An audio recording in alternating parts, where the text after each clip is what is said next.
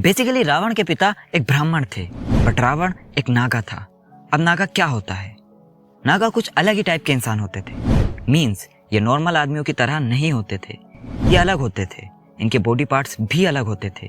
अगर सीधे शब्दों में कहूँ तो सभी नागा एक जैसे नहीं दिखते थे, इसलिए कहना मुश्किल था कि नागा कैसे दिखते थे। सब अलग अलग तरीके के थे, मतलब सबके पास अलग अलग तरीके की बनावट वाला शरीर था। रावण के पिता उससे प्रेम नहीं करते थे बिकॉज वो नागा था।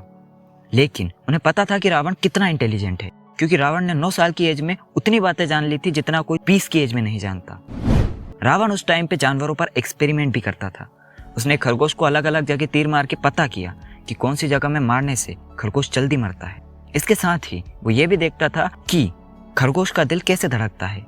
लेकिन जब भी वो खरगोश के दिल में चाकू मारता, खरगोश मर जाता, जिसके कारण रावण उसका धड़कता दिल नहीं देख पाया। ऐसी बहुत सी चीजें थी जो रावण को इंटेलिजेंट बनाती थी, वो भी बहुत कम एज में। मैं नहीं कह रहा कि खरगोश को चाकू मारने से इंसान इंटेलिजेंट बनता है, लेकिन इसके अलावा बहुत सारी चीजें थी। इसी टाइम पर रावण की माँ प्रेग्नेंट थी। रावण की माँ का नाम केकेशी था और पिता का नाम था ऋषि विश्रवा। जब केकेशी ने बच्चे को जन्म दिया तो पता चला कि वह बच्चा नागा है। वहाँ जो औरत थी जिसने डिलीवरी की थी, उसे आदेश मिला था कि अगर नागा बच्चा पैदा हो तो उसे मार दिया जाए, क्योंकि इस टाइप के बच्चे शापित होते हैं। दासी ऑर्डर को फॉलो कर रही थी। उसने बच्चे को उठाया और उसे जमीन पर गिराकर मारने लगी। तभी गेट खुला और रावण वहां से आया। उसने दासी को डराया कि मेरे भाई को छोड़ दो, वरना मैं तुम्हें जान से मार दूंगा। रावण देखने में बच्चा तो था, लेकिन दासी को पता था कि वो तलवार चलाने में एक्सपर्ट है। दासी ने तुरंत बच्चे को केकेशी के पास रखा। तभी रावण के मामा मारीच आए और उन्होंने इनसे कहा कि हमें यहाँ से भागना होगा, वरना हम मारे जाएंगे। तभी उन्होंने कुछ जरूरत का सामान रखा और चारों वहां से भाग गए। उनकी हालत बहुत खराब थी, क्योंकि पैसे नहीं थे, ना ही खाना था और ना ही रहने के लिए जगह। रावण के दिमाग में बिजनेस करने का आइडिया आया और उसने एक पोत खरीदी। ये नाव ही की तरह कुछ होता है, और इंपोर्ट एक्सपोर्ट का बिजनेस चालू कर दिया। रावण ने 15 की एज में बिजनेस स्टार्ट कर दिया था। थोड़े टाइम और बहुत मेहनत के बाद उसने बिजनेस से बहुत ज़्यादा प्रॉफिट कमाना स्टार्ट कर दिया। अब उनके पास घर भी था, खाना भी था और पैसे भी। लेकिन वो और पैसे कमाना चाहता था। इसके लिए उसके दिमाग में एक आइडिया आया। इस टाइम पर रावण कुबेर के साथ काम करता था, कुबेर के अंडर में। रावण का आइडिया था दशरथ को युद्ध में हराना। अब रावण दशरथ को युद्ध में हराना क्यों चाहता था? वो इसीलिए क्योंकि रावण जो बिजनेस करता था उसके प्रॉफिट का 90% दशरथ को जाता था और 10% रावण को मिलता था।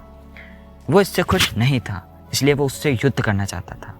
उसने कुबेर की हेल्प से दशरथ को युद्ध के लिए बुला लिया। लेकिन दशरथ के लिए यह युद्ध बहुत बड़ा हेडेक नहीं था, क्योंकि दशरथ की सेना में 5 लाख सैनिक थे और रावण की सेना में सिर्फ 50,000। तो दशरथ ने सोचा कि हम तो पहले से ही युद्ध जीत चुके हैं, जो कि सही नहीं था। कभी भी अपने दुश्मन को कमजोर समझना सही नहीं है, क्योंकि हमें नहीं पता कि सामने वाले के मन में क्या चल रहा है।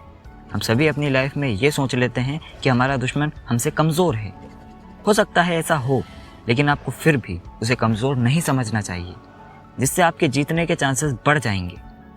अब दशरथ ने सोचा कि हम तो युद्ध जीत ही चुके हैं, तो उसने युद्ध को बहुत हल्के में लिया, जिसकी वजह से रावण ने उसे युद्ध में हरा दिया।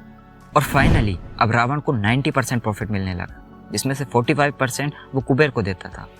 लेकिन उसे कुबेर को दिए जाने वाला प्रॉफिट भी गलत लगने लगा, तो उसने कुबेर को भी युद्ध में हराकर वो प्रॉफिट भी खुद ही रखना स्टार्ट कर दिया। इसके बाद तो वो बहुत ही ज्यादा करोड़पति बन गया। रावण की डेथ नाभि में तीर मारने से हुई थी।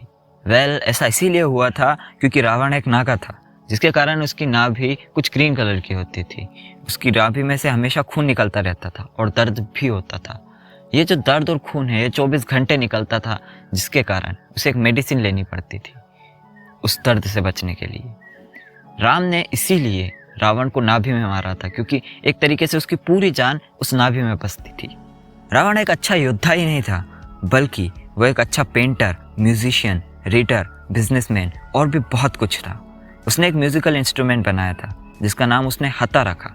लेकिन कुछ टाइम बाद कुंभकर्ण के कहने पर उसने हता का नाम रावण हता रख दिया। इसके अलावा उसने एक लड़की की इतनी अच्छी पेंटिंग बनाई थी कि क्या ही कहूँ, वो भी उसे बिना देखे। और हाँ, उसने बहुत सारी बुक्स पढ़ी थी और उसकी लाइब्रेरी उस टाइम की सबसे बड़ी लाइब्रेरी थी। मीन्स रावण एक बहुत इंटेलिजेंट आदमी था, शायद इसीलिए हम उसे आज तक जानते हैं। बट वो कितना भी इंटेलिजेंट क्यों ना हो, वो गलत तो था।